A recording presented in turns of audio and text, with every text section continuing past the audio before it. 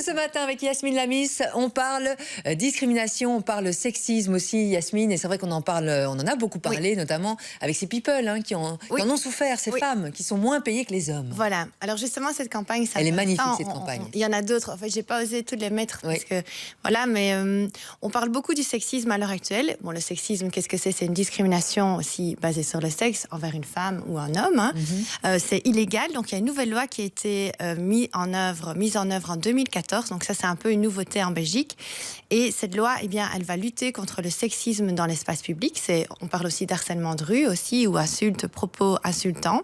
Alors évidemment, il y a des sanctions pénales à l'appui. Il est mis là, 50 € à 1 000 € d'amende, ou alors 1 mois à 1 an de prison. En fait, il est écrit petite cochonne, l'une s'en moque, l'autre s'en remettra difficilement. Donc ça, qu'est-ce que c'est? Avec d'autres animaux aussi. Je ne sais pas si vous en avez vu, mais c'est une campagne choc d'affichage contre les insultes sexistes qui a été mise en place le 20 mars dernier. Et elle est partout en Belgique, donc dans Tech, Stib, SNCB.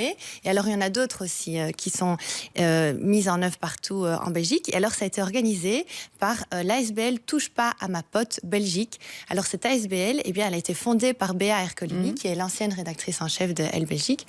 Touche pas à ma pote est aussi soutenue par Elle Belgique. Et alors, cette ASBL, elle lutte contre le harcèlement de rue, contre le sexisme.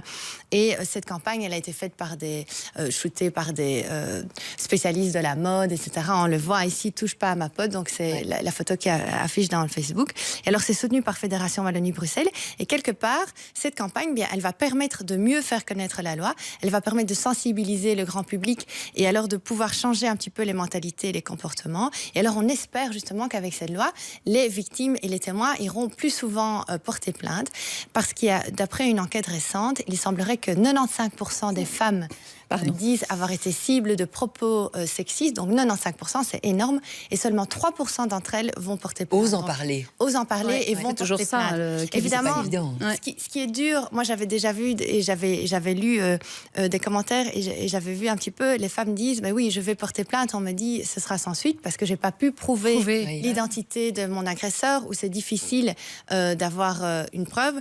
Donc voilà. Et alors, c'est un peu la parole de l'un contre celle de l'autre. Sur quand on a des propos, il faut ou bien qu'il y ait témoin ou qu'il y ait quelque chose, parce que c'est vrai que c'est difficile. Voilà, c'est ça. Et alors, une nouveauté aussi, il y a un premier jugement qui a été rendu début mars de cette année et qui a eu pour la première fois avec le chef d'accusation de sexisme dans l'espace public, qui a été retenu et qui aboutit à une condamnation. Donc ça, c'est une première.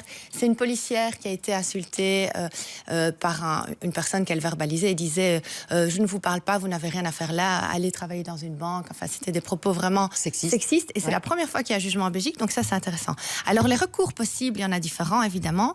La victime ou le témoin pourra soit aller trouver le contrôle des lois sociales dans le cadre d'une discrimination au travail, donc c'est une tentative de conciliation.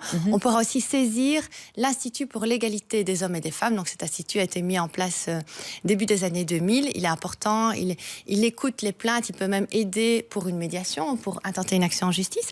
Alors il y a évidemment les plaintes à la police, auditeur du travail dans le cadre d'une discrimination au travail. Et évidemment la médiation, donc ça c'est toujours le moins cher, le plus rapide. On essaie de concilier, de négocier, d'écouter un peu les parties. Mais on n'est pas souvent en état de le faire non plus. On n'est pas Tout dépend de la gravité. Mais évidemment, ici, quand c'est possible, la médiation, ça coûte moins cher, c'est plus rapide, c'est toujours intéressant au niveau de la négociation. Alors, mais il n'y a pas de condamnation. Il n'y a pas de condamnation. Ici, c'est un arrangement, c'est une conciliation. Enfin bon, c'est un arrangement. Enfin, je veux dire. Alors, évidemment, le dernier recours, c'est l'action en justice. Donc, soit de la procédure civile, où on demande des dédommagements à l'auteur des faits litigieux, ou alors la procédure pénale, où là, on va demander d'appliquer les sanctions, d'appliquer les peines, qui peuvent aller très loin. Donc, dans le cas d'harcèlement, on peut aller jusqu'à 3 ans de prison ou presque 50 000 € d'amende. Donc, c'est pas mal. Alors, ici, on voit les sites intéressants aussi qui apparaissent. Alors, les liens utiles, le premier site, c'est le site de l'Institut pour l'égalité des femmes et des hommes. Donc, c'est toujours intéressant.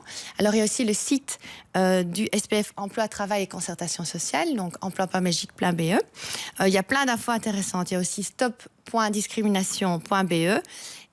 www.wallonie.be. Donc la Wallonie a organisé des guichets d'information, de renseignements partout en Wallonie. On peut appeler au 17 18 ou alors aller sur le site. Et alors le dernier site, touchepas-à-ma-pote.com, qui est justement ce site de cette ASBL Touche pas à ma pote Belgique. Merci beaucoup Yasmine. C'était The Voice hier soir en télé, deuxième live, parce que ce soir ce sont les Diables Rouges qui jouent en direct sur la Une. On revient sur une